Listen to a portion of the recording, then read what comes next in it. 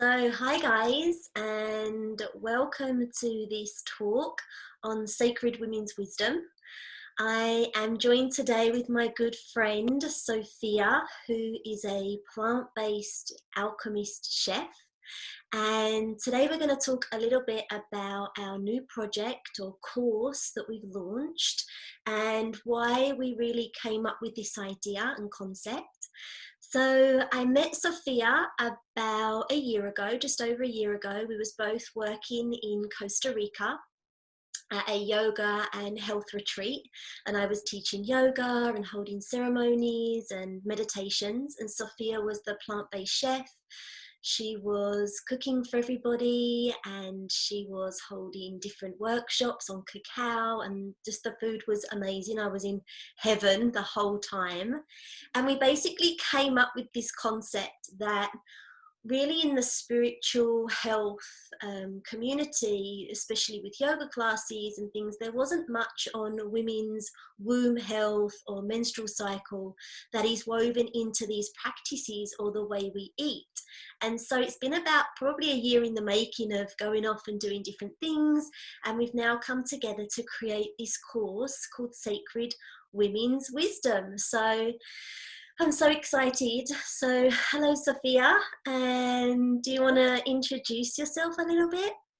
Of course. Thank you so much, Hollie, for inviting me. And so you already introduced me pretty well, so thanks. I am, as Hollie said, a trained raw chef, but also a vegan chef. And I have been basically traveling and working on retreats around the world for the last 3 years. And when we've met, I've always wanted to create something that was more than just about food. In fact, when I started my own personal journey on discovering a lot of stuff or awakening, which I don't like to use as a term, but about 6 or 7 years ago, I started to ask myself a lot of questions. And before going on to the plant-based lifestyle, even before becoming a chef, the first thing I found out that as a woman, our cycle is not just a week of menstruation, it's actually a 4-week cycle, and that affects our life completely. So from many points of view, just from what you eat, how you feel, your physical energy, your muscles, your brain, your mind.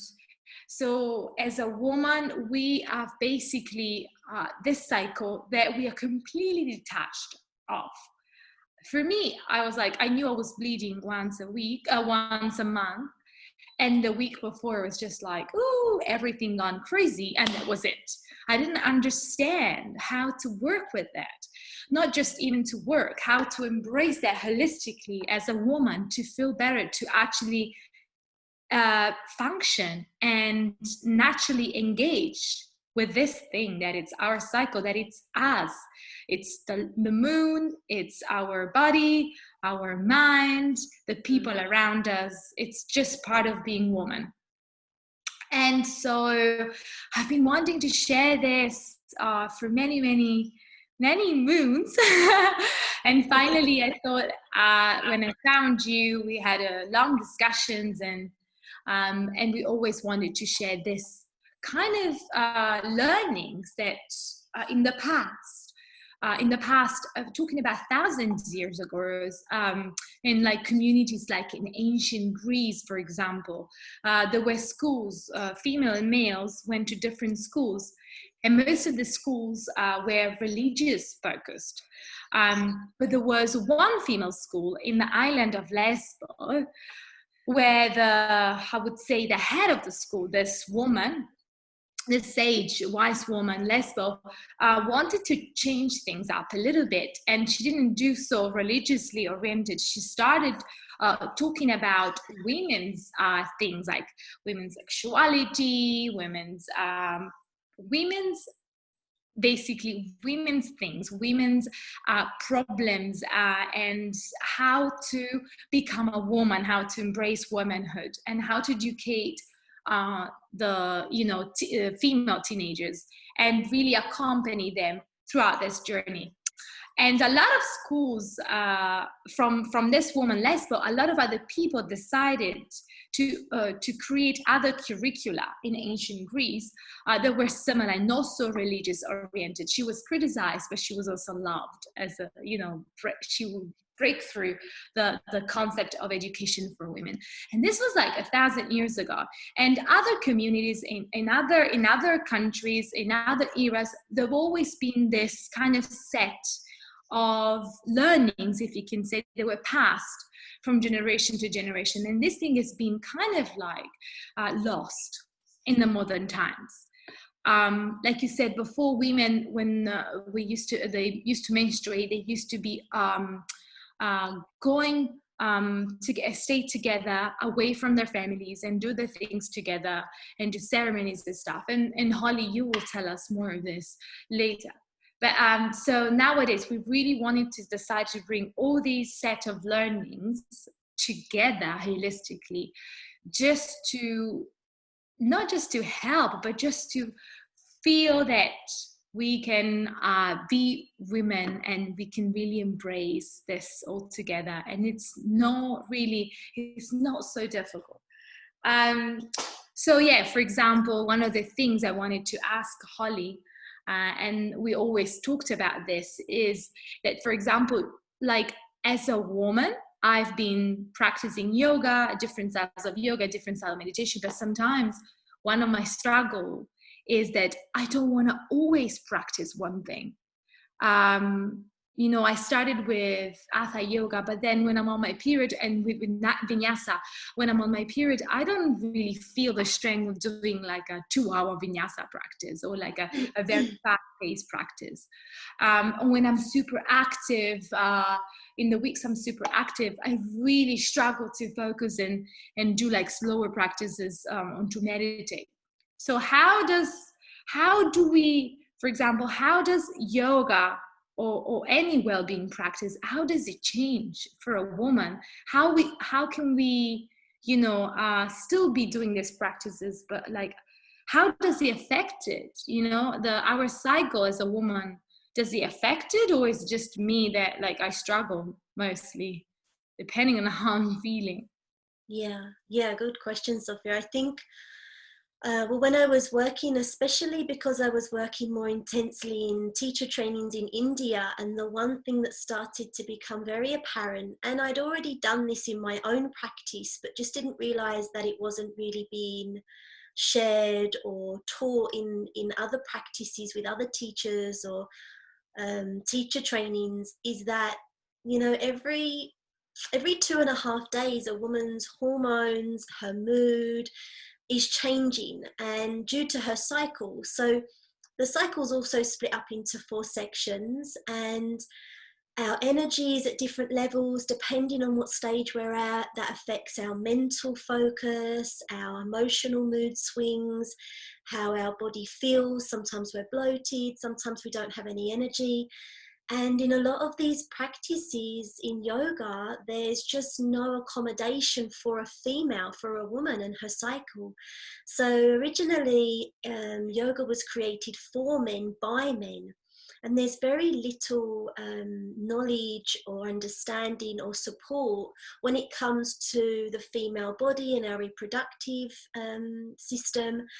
Especially on teacher trainings, actually, we talk a lot about anatomy, the skeletal structure, the nervous system, the respiratory system. But there's nothing about the woman's reproductive system, and this has a knock-on effect through all layers of the woman's being. In yoga, we talk of the 5 sheaths, which is the physical body, the mental body, the emotional body, the energy body, and the bliss body, and how it's all interconnected, and everything has a knock-on effect. But we never talk about how our cycle is affecting us on all different levels. So sometimes when we're practicing, we have lots of energy, especially when we are ovulating or just before we ovulate. We have lots of energy, we feel amazing, our face is very symmetrical, our skin is glowing, we're very magnetic, we're very flirty and fun. this is a perfect chance to do a vinyasa or a more high energy practice.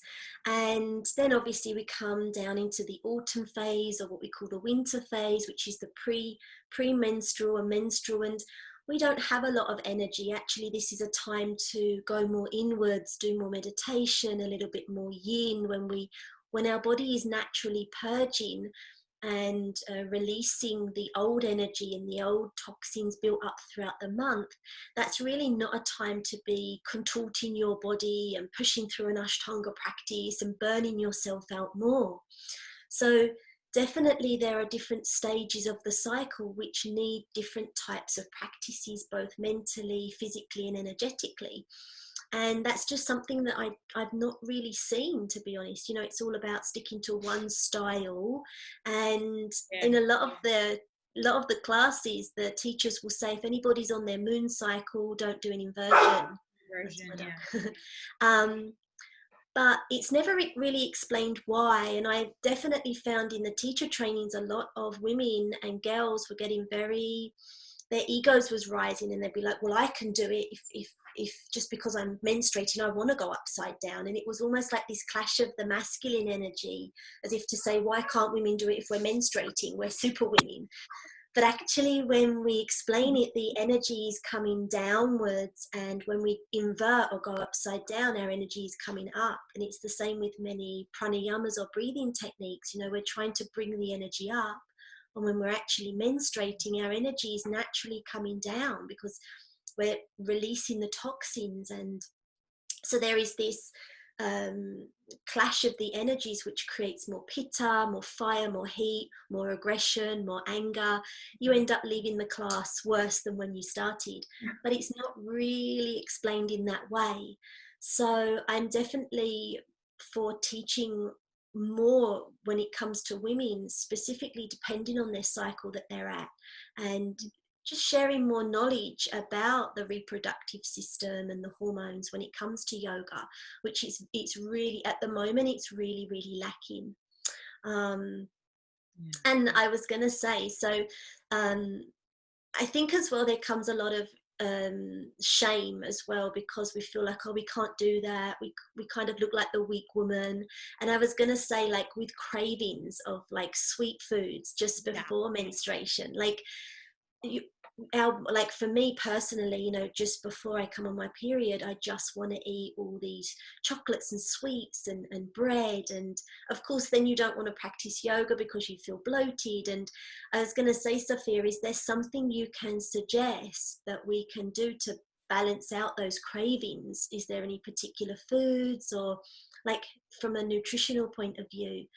Because obviously stuffing our faces with all the bad stuff isn't so good, and it does make us not feel better actually, but then we don't want the shame and the guilt that comes with that. So I think one of the things that I always tell my students is it's all about, like, so we crave what we call, like, we crave sweet, but what we really crave is we crave sugar. Our body produces more glucose, and it's all about what we call it, the blood sugar. It's an imbalance that happens in our body when we are stressed. The adrenal glands get super stressed. The adrenal glands basically control a lot of our stress and hormones. What they do when they're under stress, they have this fight or flight response, and they resist to it. And what they do is they get super stressed and they release sugar. I don't like to talk about sugar. It's actually glucose in our body. And so what the body then does is like, give me more, give me more. And so it's not that we crave something sweet. We might be craving something that can balance this. But because apparently our response to our brain is the taste of sweetness, because some of us are also used to eat sugary things. So we have that addiction already in our brains, that it's kind of embedded in our brains. And so our neurotransmitters is actually very, very scientific, but they know already that we want that same effect that we usually have when we eat sugar. But we can kind of trick our mind in two ways. The first way is to not get stressed. And how would we do that? With all the practices that you've just mentioned. And if we get stressed, because eventually we will get stressed sometimes until we start to manage that, is to prevent this kind of blood sugar dropping by eating more fats. So we can start introducing, when we know that we are coming up to the stressful week, which is usually the week before menstruating, is to introduce more fats. So nut milks, nuts, seeds, avocados, cacao, and all of these things. But at the time of stress, when, let's say, we still get that response, we'll still need to eat something to balance our blood sugar. We can, for example, have a piece of fruit, or like have a smoothie with something sweet. So I've always have in our pantry things like nuts and seeds and dried fruits like dates or mulberries or like goji berries, and things that we can easily reach out to snack if we really need to snack, because then in the end the snacking thing is also not even good. But you can basically have a toolkit that can help you address those cravings, using a lot of adaptogenic herbs. They balance the hormones. For example, cinnamon is a great spice to use, because cinnamon it gives that sweetness, and carob as well. And so we can use those instead of sugar, combining it with cacao, maca, and make us a drink, to kind of respond to that. And so after I drink a mug of that, of like a kind of a cinnamony cacao drink, then I don't have the need to eat as much, because also what these herbs do is that they kind of stop appetite. They're appetite suppressant. So there's a lot of ways. But having said that, I also love teaching people how to use all these magic ingredients to make medicinal desserts, because you can have cakes, you can have pancakes and things like that. You can have them, absolutely. And this is one of the things that I really want to highlight, is that eating is basically very linked to emotions and how we feel. So if you want to eat something, do it properly. But even if you can't do it properly, one day you must have sugar, or you don't have anything and you want to just have something unhealthy, do it, and it's fine. It's a one time. But if you do it with peace of mind, it's so much better than doing it and eating something, and eating your cake or eating something that is considered unhealthy, and doing with like a lot of guilt and felt in shame, because your body will register that, and you'll go again into fight or flight mode. Your body will produce more glucose, and instead of having one slice of cakes, you end up having two. But if you have one slice of cake and you have it, slowly, and you savor it, and you're happy, and you're like, what, I want cake, I'll just eat the cake, then you'll eat one slice of cake, and your body will be better digesting that cake. And if it's a one-off, it will be fine. So eating with that. Sophia, we have to mention the cheesecake. Oh yeah, of course we do have to mention that. So I think a lot with the guilt comes because the sort of not so healthy cakes made with the white sugars and the white flours are so addictive. And that's where and you're not really getting any nutrition, so the body just wants more, and then you get more guilt. It's not good for us. But with your desserts, I remember when I was living in Costa Rica, Sophia made this cheesecake, and I will go on about this cheesecake for the rest of my life. Cheesecake. I've been vegan for 6 years now, and I've tried so many different vegan desserts, and they haven't always had the best outcome. And I remember trying so many different vegan cheesecakes because it's my favorite dessert, and you would always get the soggy nut bottom, always, and the middle part, like the cheesy creamy part, would be frozen, and it just was not a cheesecake. It wasn't creamy like that New York cheesecake with the biscuit base. But Sophia can make, and I will vouch for this, the most amazing cheesecake with the crumbly biscuit bottom and that creamy, cheesy, plant-based. Oh my God, it's just amazing. And literally, we would sneak into the kitchen and just do that thing where you just think, no, we'll just do a slither, she won't know. I would have noticed. I know my chicken. And it's and that way you would have a nice, like, you know, a good slice. But it was so, I don't know if it's because the quality of the ingredients, and because they're not addictive, you would just really enjoy that one slice and be okay after. You wouldn't end up craving more and more and more and more and more. It's like the quality of the natural ingredients, right? And also it's because it's dense in nutrients. So in a lot of these desserts, we use a lot of healthy fats and less sugar. So when I say sugar, we don't really use sugar. We use a variety of sweeteners that you can combine in quantity. I mean, I work a lot with dates, which are my favorite. They are very high in glycemic index, so not so good for the diabetics, but they can be used in less quantity because they're so sweet. And so you can use them to replace this kind of, a lot of people use like unhealthy syrups and stuff. There's other things like there's so many things like stevia or like crystals, coconut sugar. There's so many things that you can use, and once you understand how to work with different stuff, then you can really balance the fat sugar balance. And that's why you only need maybe like one slice, and it's one meal. I remember I used to work at this cafe and make this raw cacao tart, which is so dense. It's really cacao-ish. And one woman said, oh my God, like she would have this for kind of first meal, like around 11 a.m. after a yoga practice. And she would say, I'm so full. This is like a meal of itself.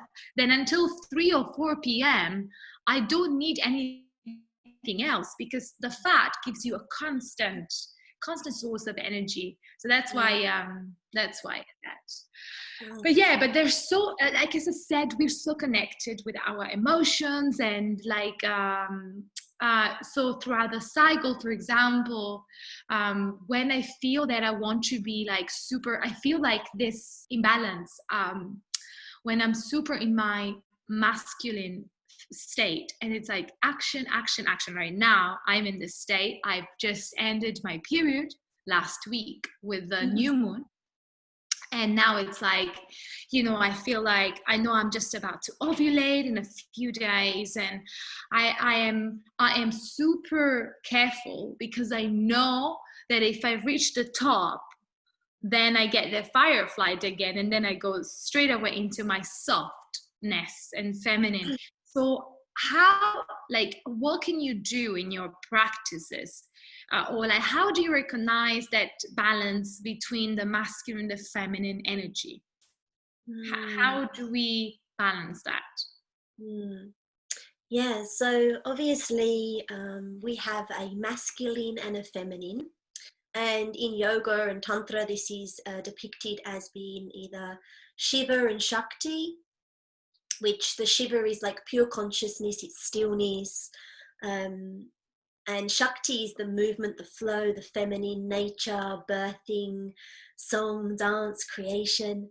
And then when we liken this to the two sides of our bodies, we have 3 main nadis or energy channels, which the left side is connected to the moon, which is the feminine, the Ida, and then the right side is connected to the masculine, the sun, the kind of go, the work, the strive.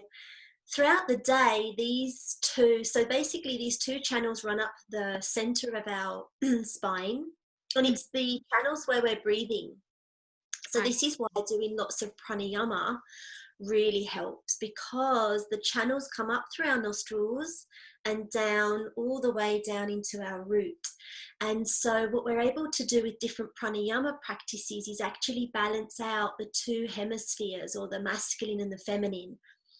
This way we have more control, if you like, over being ruled by our energies, because these energies are constantly changing every day. Every 90 minutes, actually, we swap from one to the other. And there'll be certain times when we should be in our moon, when we Every should. 90 minutes. Yeah, yeah, Wow. yeah. And it's actually linked to the moon and the sun. So this is why sometimes, for example, before we go for any type of meditation, we should always do pranayama to make sure that the right side is not open. If the right side is open, you will really struggle to meditate, because you'll be more in that active. The same as if you need to be more active, something to do with work or running a race or going to the gym, if the left side is open, you won't want to go. You'll be more in that kind of receptive energy. I want to just chill. I want to do something creative. So depending on what side, so it's very hard to obviously live our lives just checking, is the right side open, is the left side open? Yeah. But the more constant we do pranayama techniques, the more these two different hemispheres come into balance. Mm-hmm. Yeah, and we also have what we call the shadow side. So basically, the shadow, like with that shame again, and that fear and that guilt, or feeling like you're too masculine or feeling like you're too feminine. You know, we get called all the time, especially as women, different stages of our cycle. You're so emotional. You're too emotional. You know, you're so sensitive.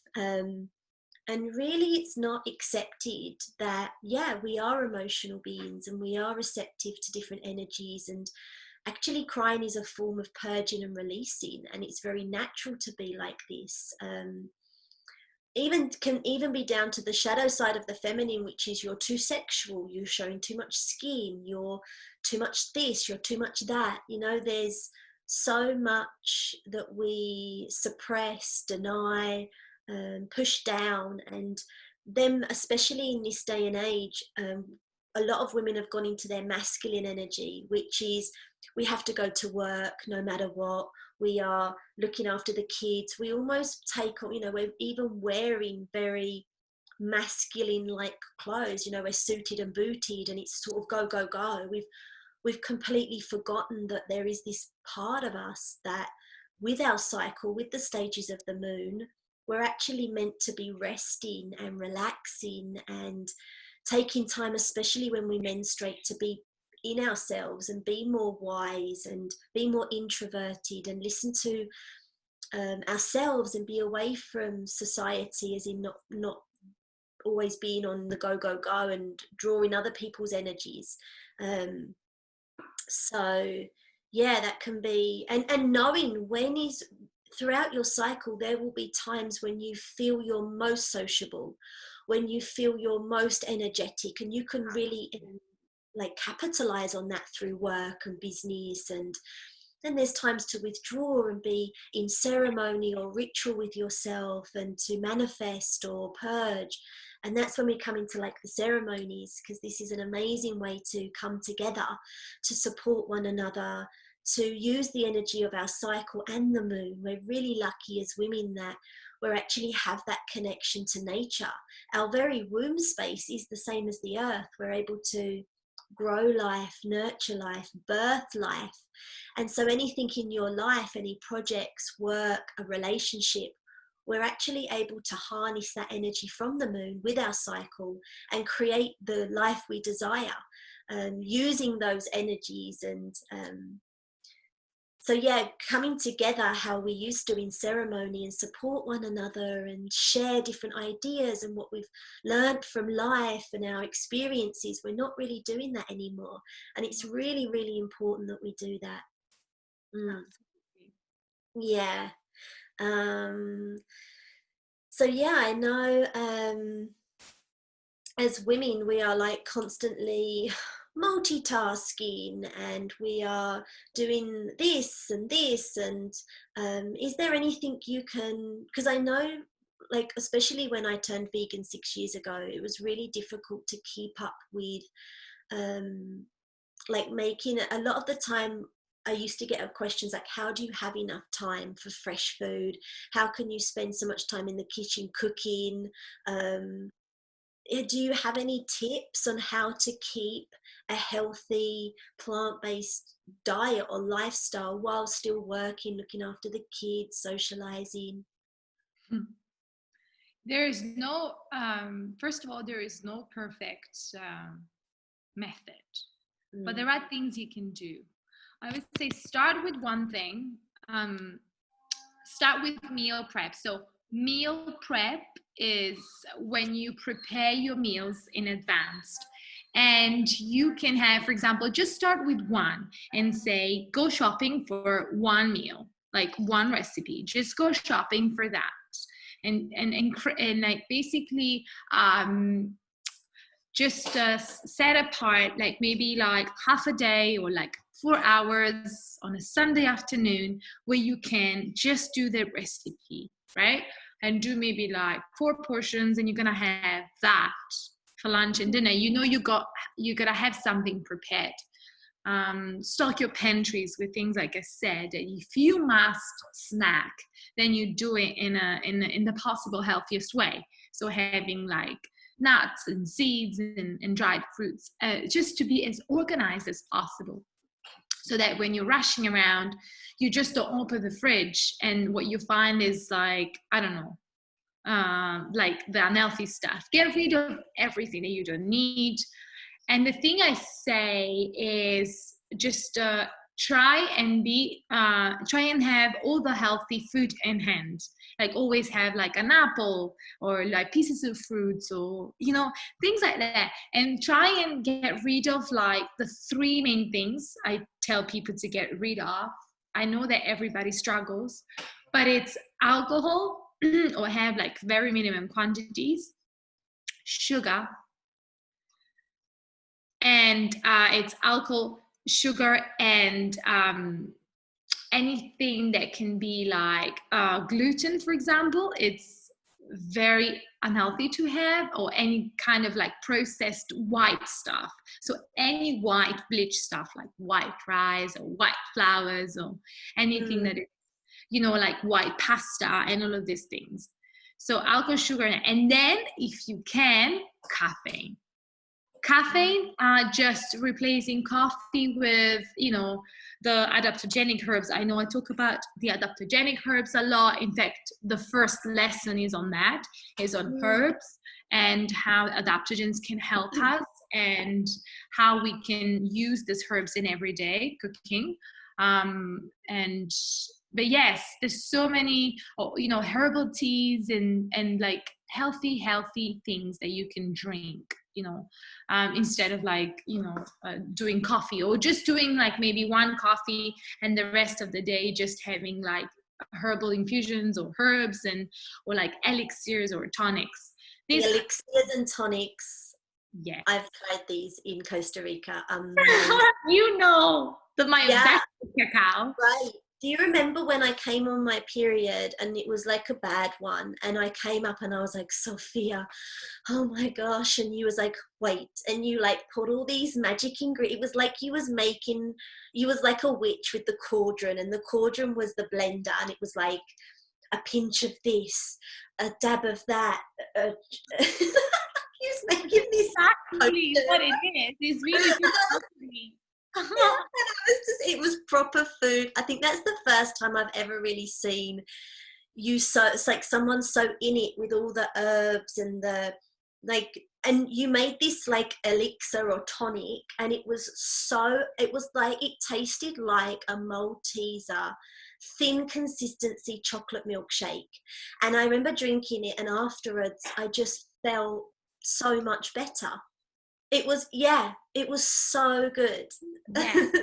Yeah. But that is the thing about when I said using those herbs to balance blood sugar, to give that sense of sweetness. But these are dense, like high nutrition ingredients, like cacao, for example, that has so many benefits. And the funny thing, as I said before, when you have these drinks, then instead of having chocolates or snacks or bread, you feel like that you have that kind of sustainment, like you don't feel the need to eat, or if you feel the need to eat, it's like a little thing, you know, you're not like crashing down, like you are just starving. You don't have So the idea that we are like, the idea is to kind of create balance, you know, and never have that reaching that starvation point where we have to run and, oh my God, I need to eat, I need some carbs. Yeah. That's the idea that we are trying, but this is also can be applied in your practices. So But I guess if I was to try and understand that, it's kind of like your body through the different cycles of your cycle. Your body is, I suppose, different nutrients is going low, like the balance, it's becoming unbalanced, and then your body needs, and your brain and your womb and everything needs different nutrients to build the lining. That's what's happening when we menstruate, right? To be able to keep us in this state of like, keep going, if you like, keep our energy high, keep our body. So I suppose what's happening is our body's craving, I mean, tell me if I'm wrong, these different nutrients. And because we're not so educated with natural nutrients, we are going for things, mistaking them, like chocolate. Like, for example, cacao is the raw state of chocolate, but normal chocolate's mixed with all the other stuff. So we've been taught, I suppose, from generations and generations, I mean, it's nobody's fault, but that is the only sweet stuff we can get. So our body craves it because it knows it needs it, but we're getting confused between the real nutrients that it really needs and but this is exactly with sugar. When we crave sugar, we crave glucose, and you can get glucose with cinnamon, with fruits. I always say, you have to understand the fruit is the dessert. Fruit is a dessert. So if you feel the need of dessert, go for, like, depending on the season or where you are. For example, in Spain, in summer, we have so much watermelon. It's like they're throwing it everywhere, and it's so delicious. Honestly, I can go, and when I feel like that I want something sweet, I can start eating watermelon. And then after a while, like, I can't eat anymore because it's already so sweet. And so it's like maybe like I have a half of small watermelon, and then it's a meal on itself. You just have to kind of create, because the body, that's why it's very important to quit sugar, because it's like an addiction. So your brain understands that it can only be okay when you give the same effect the sugar does. But you have that same effect when you introduce any fruit in your body. Not so strong, not as much as, but if you slowly educate your neurotransmitters, your brain wiring, that they're not going to get the sugar, they're going to get the fruit, they're going to still get the sugar, the glucose, then it's still fine. And you can balance that. You can start with like sweeter fruits like figs or dates, and then until your body recognizes that, and then you can just eat an apple and you're fine. But you have to go, it is like that. And I guess with practices, with like yoga and meditation, it must be the same. You have to pick and choose. But also I think we are, I mean, as women, we have so many aspects of ourselves. I think the way we eat really reflects how we are. You know, one week we're crazy, we cry and scream. The other week we are so balanced, energetic. It's like all these personalities, almost like different characters that we put on, right? Yeah. So how would you work with that? Is there a way to also balance that? How do you work with all these mean personalities without thinking that you are crazy? Because that's what our society has always told us. Right. Yeah, I think the thing is that we have been led to believe that we are just one type of person. So we have a name, we have a look, we are either outgoing or more shy or quiet. Sometimes, it's almost as if we've been forced into being one type of character, and we're really not. We're multi-dimensional beings with multiple personalities, or what we can call, from the Western practices of archetypes, and from Tantra, we call these the Mahavidyas. Like, I'm talking just with women now. So like the 10 different aspects of the feminine energies, the 10 Mahavidyas. And each one of them has a different look, a different persona, different likes, different ways they like to express themselves. And it's the same with the archetypes from the Western practices. There is like the lover, the wise woman, the huntress, and depending on how your hormones, it's all to do with your hormones that affects your emotions and how you express yourself, how you think, how you feel. Throughout different stages of the cycle, you will feel like, oh, I feel more sexy today and I want to put on something a little bit more sexy and be a bit more flirtatious. Other times we feel like we want to scream and shout and exert all this energy, like PMT week is typical for this. When we're menstruating, we want to go more inwards. We don't particularly want to be around anybody. The trouble nowadays is we're being forced into being that one personality. And when we suppress those qualities and energies within us, sooner or later they start to explode, or we become that we don't feel like ourselves, and it's because we're not expressing them. So something, for example, like Shakti dance or embodiment practices allows you to be more sensual, to allow the energy to flow through you, to express that lover archetype. Unfortunately, like I said, we suppress these, and so we're not feeling like our true self. And this is why sometimes in some yoga practices can seem very masculine, very rigid. Chanting different mantras that we will be practicing on the course helps to invoke those energies, to bring them forward, especially in ceremony. And on the course, we're going to be learning all about the archetypes, because most people are just main 3 and the others are kind of sleeping or dormant. And in order to be a well-rounded being in all aspects of our life, we need to make sure that all aspects are being sort of used, if you like, and harnessed for their potency. It's no good just being very flirty and fun and just wanting to magnetize all the time if we've not got that wise woman about us, where we're able to channel our experiences and support one another, or build a business, or there's the mother archetype, where it's a very nurturing, motherly energy. Whether you've got children or not, you know, you can mother your friends, you can mother the earth. And so we'll be learning on the course what archetypes are, and through Tantra, how to invoke those different goddess energies, working with them to express them and explore yourself. So yeah, it's going to be super fun. And Sophia, I was going to ask, so how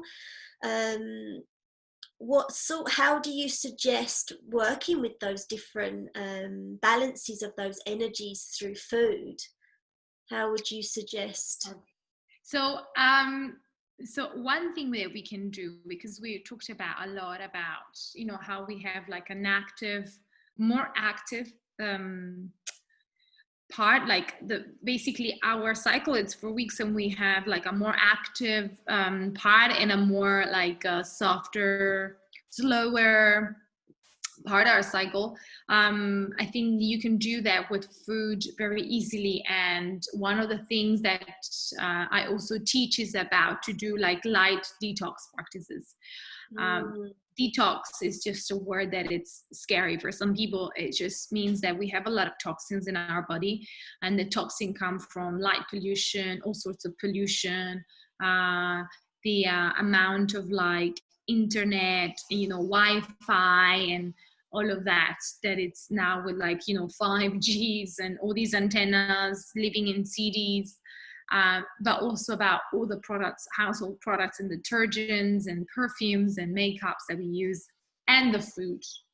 And these are stuff that stays in our body for years and years and years. So you can maybe have been adapting like a more healthier lifestyle, but you still have to constantly do maintenance work to your body and keep kind of giving it a break, cleaning it and give it a break. And you can do that with different techniques.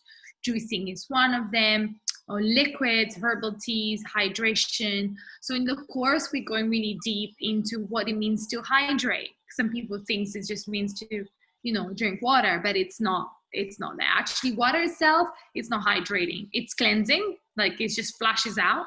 but it doesn't hydrate. So you need both. You need to cleanse, and then you need to hydrate. And juicing as well. A lot of people confused on how to juice. Some people don't have juicers. There's certain tricks and tips you can do.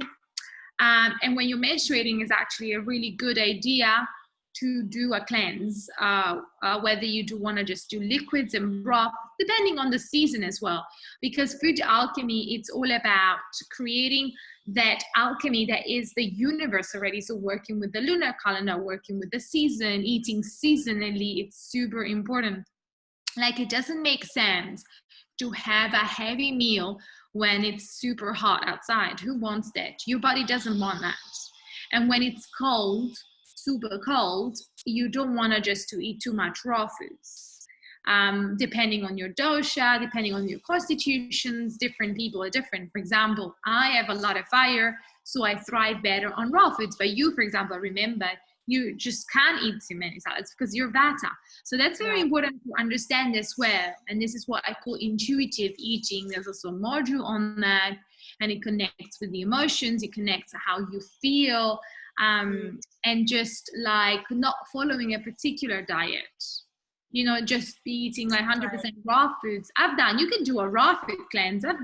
There's been years and months in my life where I've been 100% raw, 100% fruitarian. But on a long term, I don't think it works to be 100% fruitarian.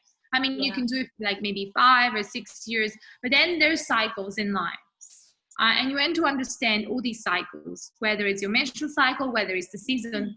So really, it's not just that we work with our menstrual cycle, we just work with the universal cycles of, you know, the universe, seasons, our cycle, the moon cycle, and our life cycles. Because a woman in menopause will have more hormone imbalances of someone who's in their mid-20s, you know, so that she needs to understand that, and she needs to also understand how to respond to her body in a certain way. Absolutely. So so it's all of that. It's really super exciting, because there's really nothing that can kind of like, I've always wanted to do this, because there's nothing out there that combines all of that in a very holistic way, but without focusing on a dogmatic things. Like you said, you just have to practice meditation, you just have to do vinyasa, you just have to be on a raw food diet, or you just have to be juicing, or you just have to do macrobiotic. There is no one size fits all. And this is really like setting up a series of guidelines where you can listen, respond to your cycles and to the cycles within you and outside of nature, and just, you know, be more focused and aligned. And that's really what the course is about, right? Right. Yeah, it's about so many things, but I think if I was to like sum it up in a paragraph, it's like literally nourishing and working with all aspects of your being as a woman on a mental, physical, energetic, emotional, spiritual layers of our being, from the inside out, from the outside in. It's about expressing ourselves and being authentically raw and real, and supporting one another and sharing and growing. And no more suppression, no more trying to fit us into these labels and boxes and restrict everything. You know, we should be allowed to be free and to flow and so if you are interested in joining our course, we have some different options. You can try a weekend course, you can try it for the month, you can sign up for the full month with us. There will be links in boxes below. You can also join us on our social media and our websites. And again, I will pop all the information below this video. You can visit our Sacred Women Wisdom, and at the moment there's information on my Shiva Shakti School of Tantra Yoga. And you can visit Sophia's page. She has so many amazing food inspo, and it's amazing. What's your my Instagram is my name, so it's Sophia, Sofia, and there's underscore, SAGRIPANTI. So Yeah. Sophia_Sagripanti, and this is like my Instagram page, and then my website where you can find a whole lot of like resources as well, like podcasts and books and. I'll put the links in the description so people can go check that out. It's foodofsophia.com. But sorry, go on.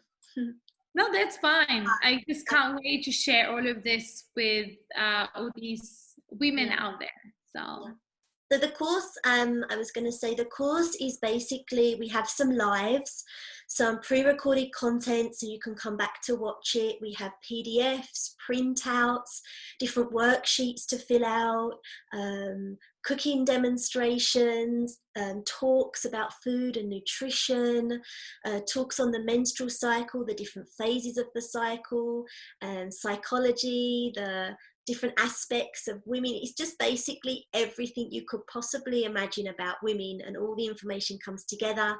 There's going to be 2 ceremonies a month, one to manifest, one to purge, fire ritual, shakti dance, yin yoga, vinyasa yoga, tantra.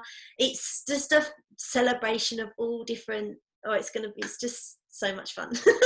And the program can be found on your website, right? Yeah. Yeah, I'll put all the links below for everybody. Yeah. So thank you for joining me, Sophia. I'm so excited for this journey that we basically manifested in a ceremony ourselves, didn't we? Do you remember? In Costa Rica. Yes. We actually manifested this, and a year later, here we are. So crazy. And we look forward to seeing you and joining you. If you have any questions, you can pop them below, or you can drop me an email. Everything's on the website.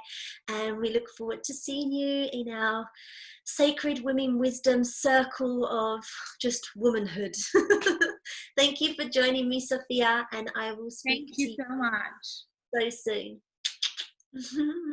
Bye.